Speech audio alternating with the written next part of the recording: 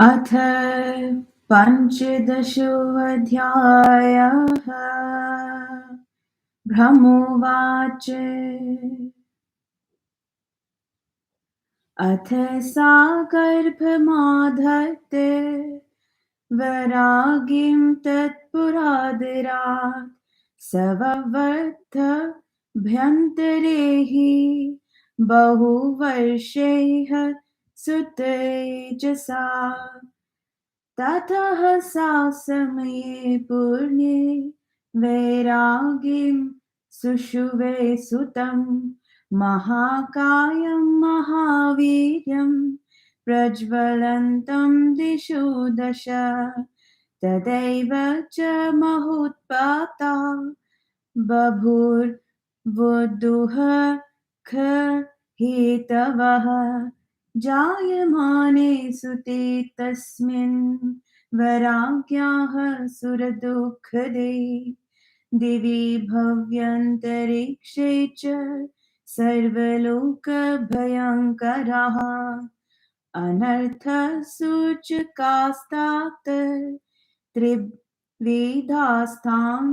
ब्रवीम्यहम्। शोकाक्षा शनयः पेतु महाशब्दा भयङ्कराः उदयं चक्रुरुत्कृष्टाः केतवो दुःखदायकाः चचाल वसुधा साद्री ज्वलुह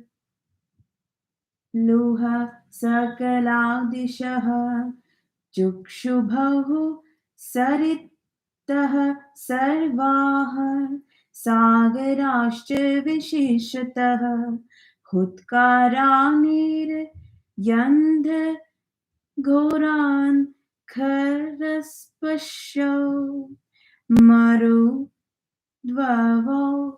उन्मूलयन्महा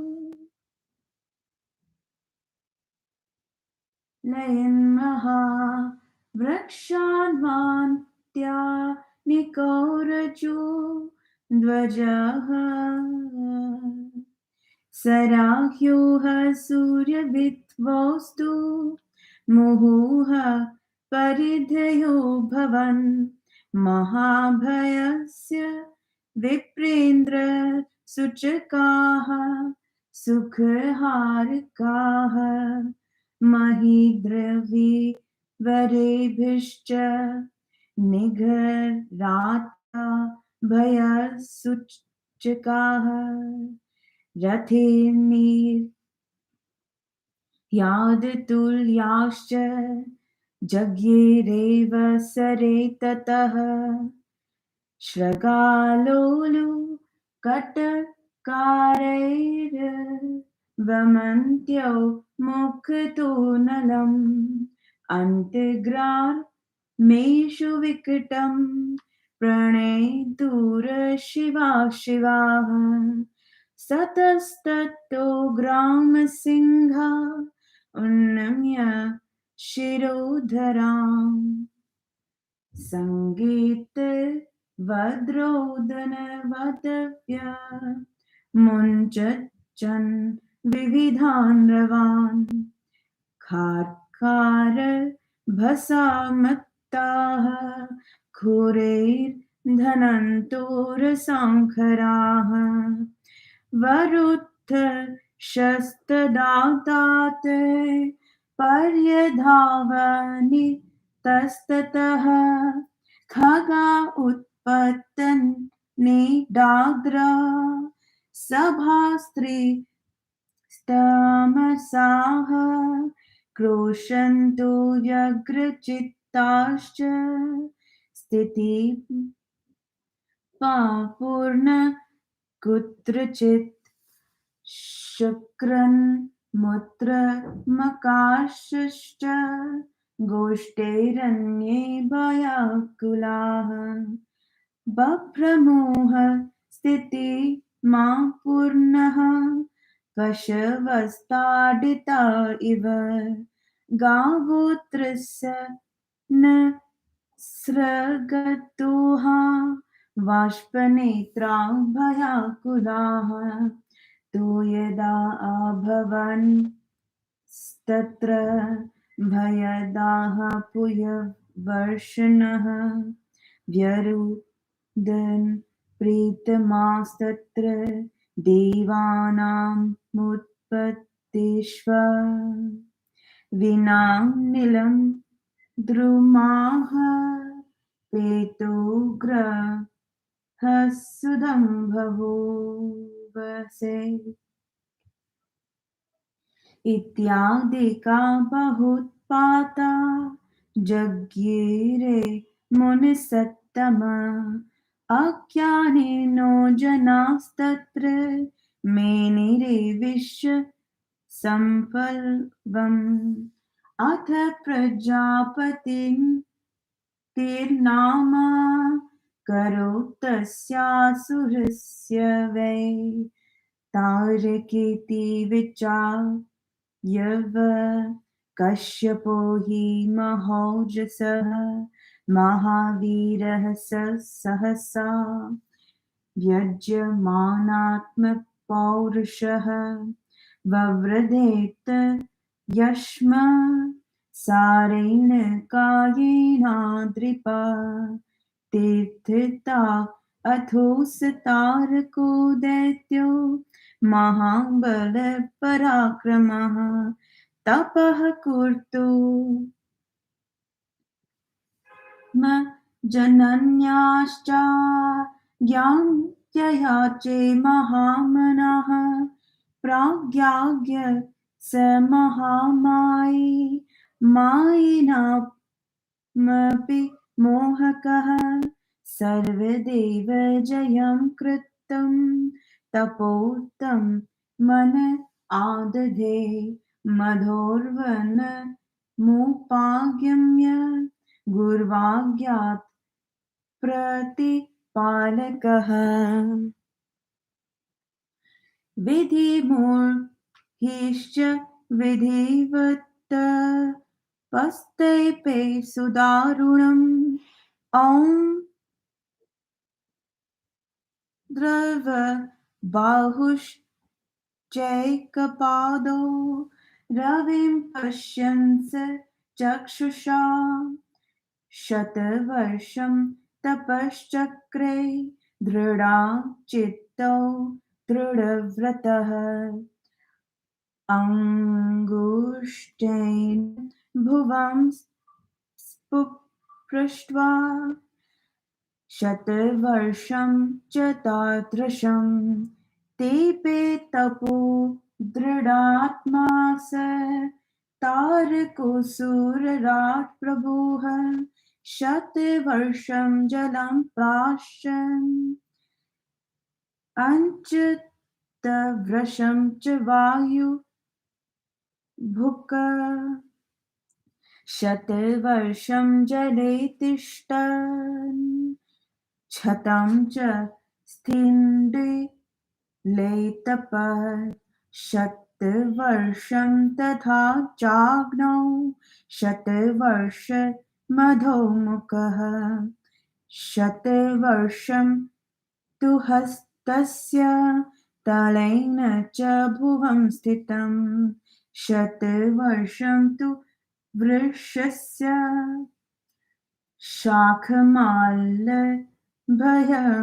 मुने पादाभ्यां शुचि धूमं हि पिबंश्चाधो मुखस्तथा एवं कष्टतरं तेपे सुतपः स तु दैत्यराट् काममुह्यश्च हिष्य विधिवष्ट्रवतामपि दुःसहम् तत्रैव तपतस्य महत्तेजो विनिसृतं शिरसः सर्पी महोपद्रवक्रन् मुने तेनैव देवलोकास्तये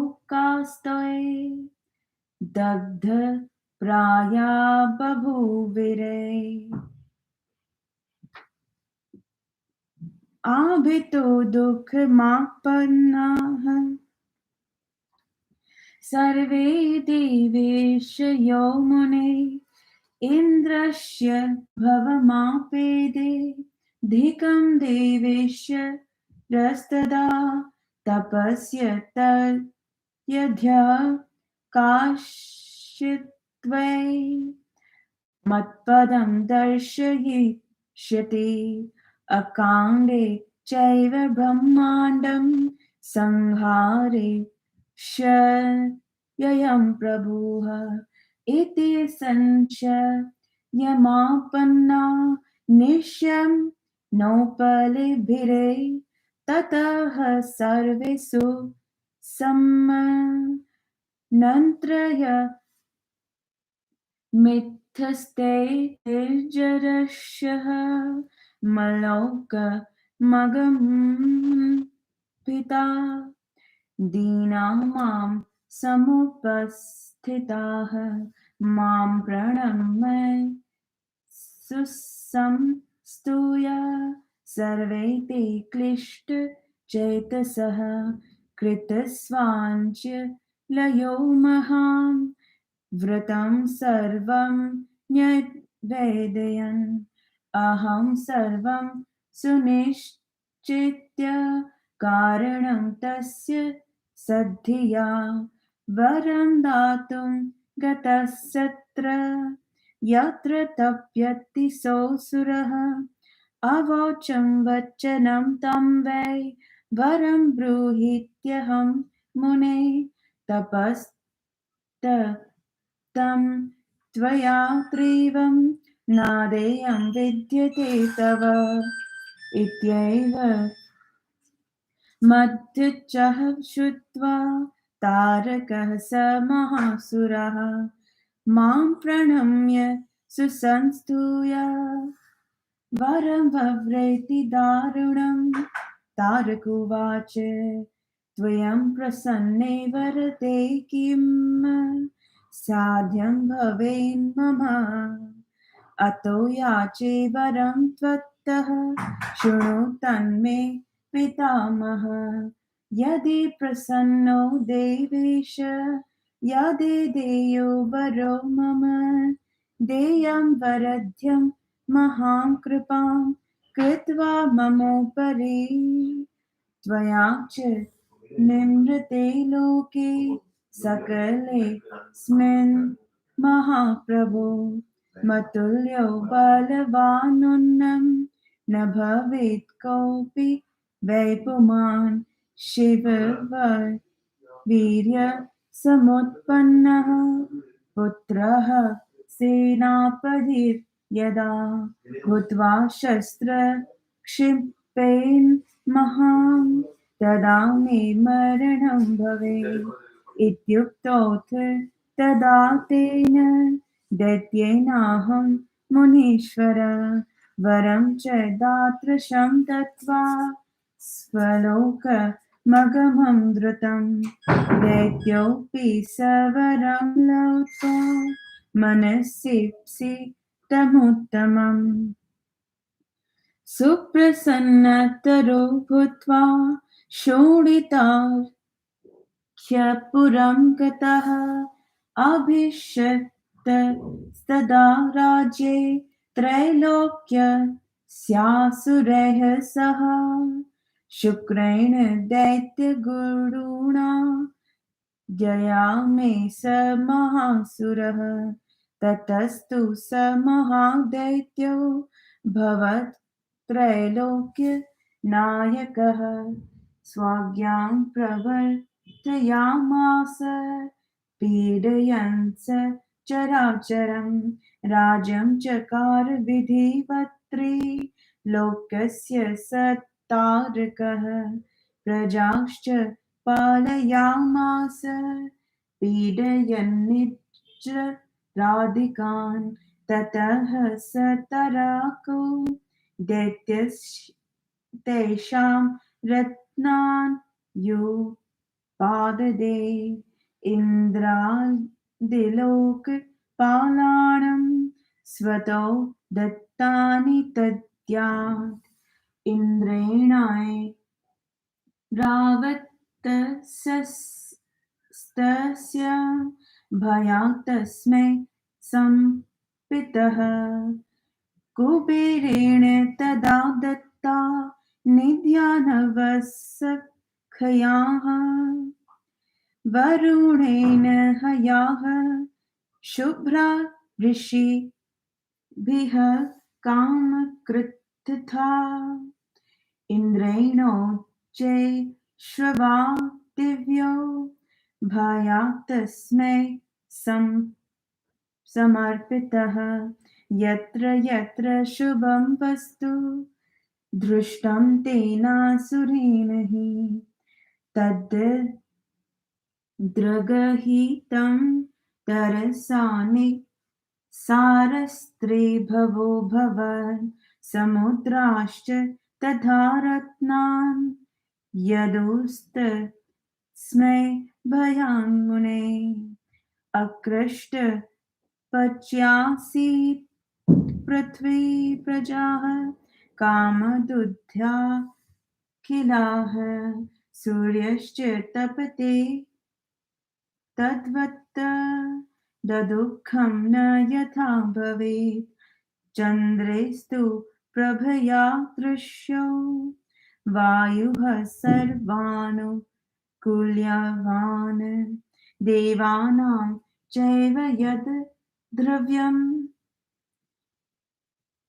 पितॄणां च परस्य च तत् सर्वं समुपादत्तं सुरेण दुरात्मना वशीकृत्य स लोकान् स त्रिंसवयामिन्द्रौ बभूव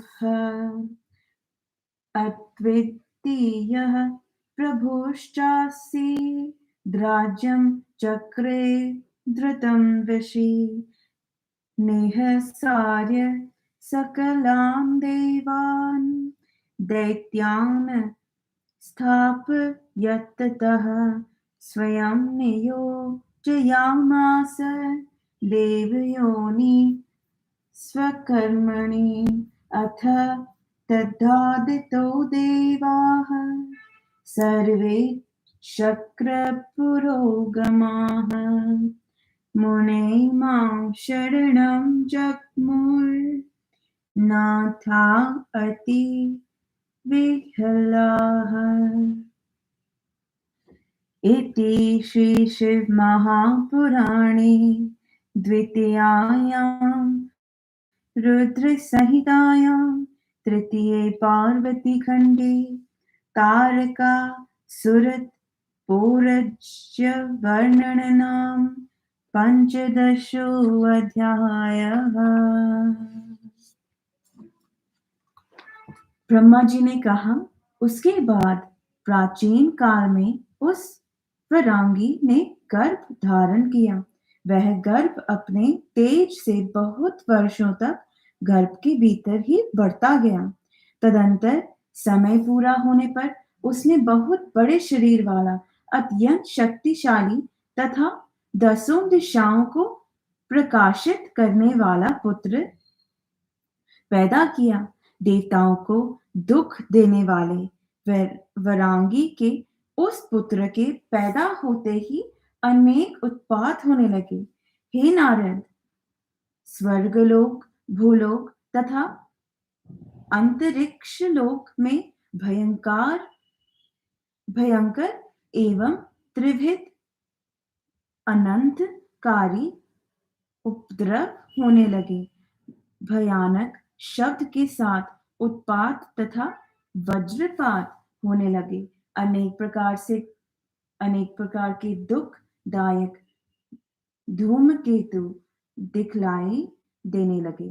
पहाड़ों सहित पृथ्वी हिलने लगी। चारों ओर दिग्दाह होने लगा।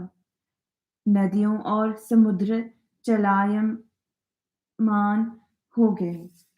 भयंकर शब्द सुनाई पड़ने लगे, तीक्ष्ण स्पर्श वाली हवा चलने लगी, बड़े-बड़े वृक्षों को उखाड़ने वाली धूल भरी आंधियां चलने लगी। राहु केतु का बार-बार सूर्य चंद्रमा पर आक्रमण होने लगा। हे नारद, महान भय के सूचक तथा सुखनाशक लक्षण दिखलाई पड़े। उस समय पहाड़ की गुफाओं से रथ की घरघराहट जैसे भय सूचक शब्द सुनाई पड़ने लगे। सियार एवं उल्लू शब्द करने के साथ मुख से आग उगल रहे थे और सियार ने गावों के बीच अशुभसूचक शब्द बोल रही थी। इधर उधर से ग्राम सिंह अर्थात कुत्ते गर्दन उठाकर संगीत की भांति अथवा रोने की भांति अनेक प्रकार के शब्द करने लगे। आकाश में सूर्य, मंगल तथा शनि ग्रह प्रकोपित हो गए। गधे अपने खुरों से पृथ्वी को खोदते हुए ढूंढ इधर उधर दौड़ने लगे। पक्षी अपने घोंसलों से उड़ने लगे। गधे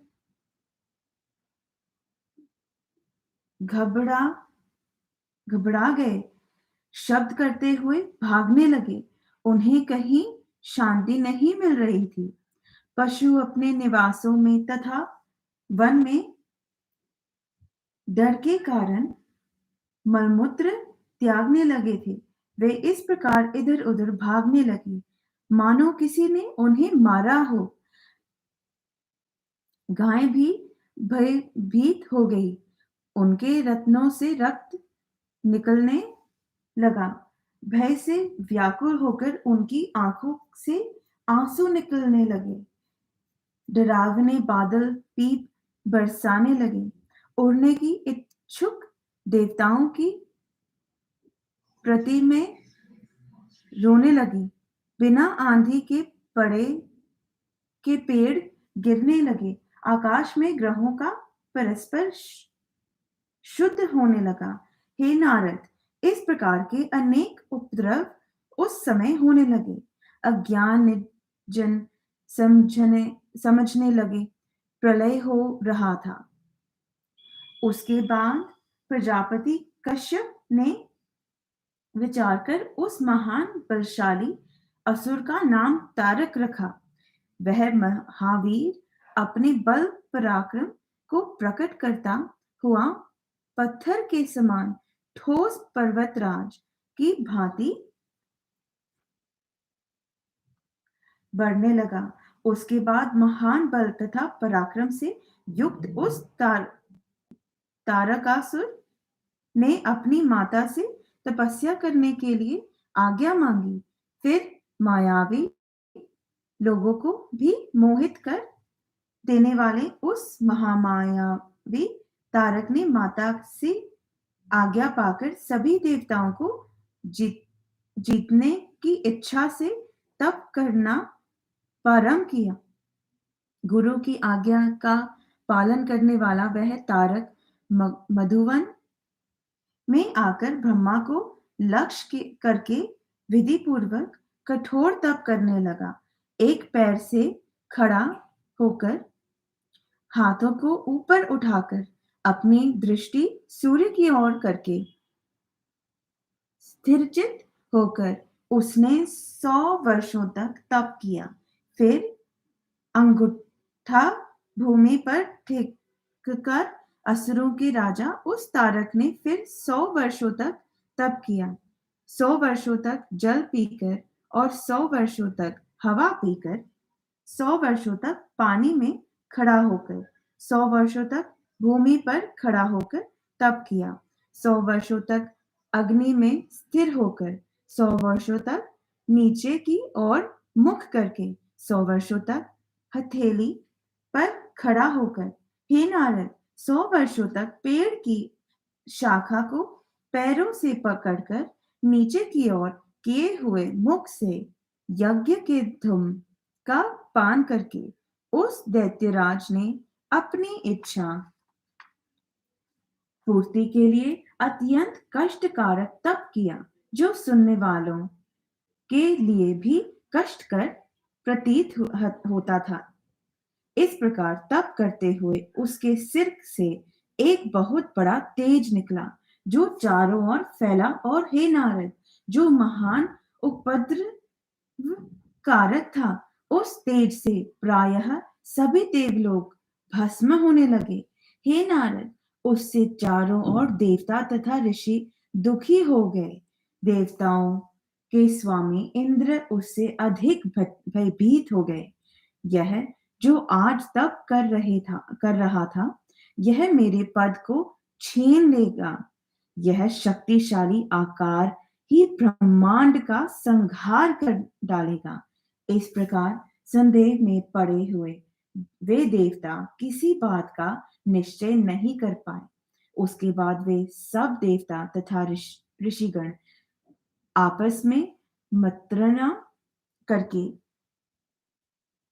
घबराए तथा दुखी होकर मेरे लोक में आए। कष्ट में पड़े हुए उन सभी ने मुझे प्रणाम कर और मेरी स्तुति कर हाथ जोड़कर उन्होंने मुझसे सब कुछ निवेदन किया। मैं सब बातों को अपनी सद्बुद्धि से सोच विचार कर वहां गया जहां वह असुर तप कर रहा था। हे नारद, मैंने उसे कहा, तुम वर मांगो। तुमने अत्यंत कठोर तप किया है, अतः तुम्हें सब कुछ दिया जा सकता है। इस प्रकार मेरे वचनों को सुनकर उस तारकसुर ने मुझे प्रणाम करके और मेरी स्तुति करके मुझसे कठोर वर मांगा। तारकासुर ने कहा, हे ब्रह्मा जी, वर देने वाले, आपको प्रसन्न हो जाने पर मेरे लिए क्या असंभव हो सकता है। इसलिए मैं आपसे वर मांगता हूँ। हे देवताओं के स्वामी, यदि आप मुझसे प्रसन्न हैं और मुझे वर देने चाहते हैं, तो कृपा करके मुझे दो वर दीजिए। हे महाप्रभु, तुम्हारे द्वारा निम्रत इस संपूर्ण लोक में कोई भी पुरुष मेरे जैसा बलवान ना हो, और शिवजी के वीर्य से उत्पन्न कार्तिकीय जब सेनापति होकर मेरे ऊपर शस्त्र चलाएंगे, तभी मेरी मृत्यु हो। हे नारद, उस दैत्य ने मुझसे ऐसा कहा और मैं उसे वैसा ही वर देकर शीघ्र ही अपने लोक को चला गया। वह दैत्य भी अपने मन के अनुकूल उत्तम वर को पाकर प्रसन्न होकर शोणितपुर की ओर चला गया। दैत्य गुरु शुक्राचार्य ने मेरी आज्ञा से उस महाअसुर को तीनों लोकों का राजा बना दिया। तब वह महादैत्य तीनों लोकों का स्वामी हो गया और चराचर संसार को पीड़ित करता हुआ उस पर अपना शासन करने लगा। वह तारकासुर विधि पूर्वक तीनों लोकों में राज्य करने लगा, देवताओं को पीड़ित करते हुए प्रजा का पालन करने लगा। फिर उस तारकासुर ने भयभीत इंद्र आदि लोकपालों द्वारा स्वयं दिए गए रत्नों को स्वीकार किया। इंद्र ने उसके भय से ऐरावत उसे दे दिया। कुबेर ने 9 निधियों दे दी। करुण ने सफेद वर्ण के घोड़े, ऋषियों ने कामधेनु, और उसके भय से इंद्र ने उच्चय श्रवा नामक दिव्य घोड़ा उसे दे दिया। उस तारकासुर ने जहां जहां जो जो उत्तम वस्तु देखी, उस खेल में ले ली। इस प्रकार तीनों लोग निसार हो गए। हे मुनि, भय से समुद्रों ने उसे रत्न दे दिए। उसके राज्य में पृथ्वी पर बिना जोते बोए फसलों होने लगी। संपूर्ण प्रजा के मनोरथ पूर्ण हो गए। सूर्य उतना ही तपता था जितने से किसी को कष्ट ना हो। चंद्रमा सदैव कांति युक्त दिखता था और वायु सबके अनुकूल बहता था। उस दुष्ट ने देवताओं तथा पितरों का सब द्रव हरण कर लिया था। वह तीनों लोगों को अपने वश में करके स्वयं इंद्र बन गया था। वह जितेंद्रिय तारक अनुपम राजा था। उसने आश्चर्यजनक राज्य किया।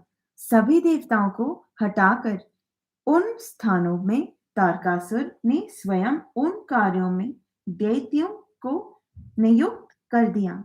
हे नारद, उसके बाद पीड़ित वे देवता अनाथ की भांति व्याकुल होकर मेरी शरण में आए।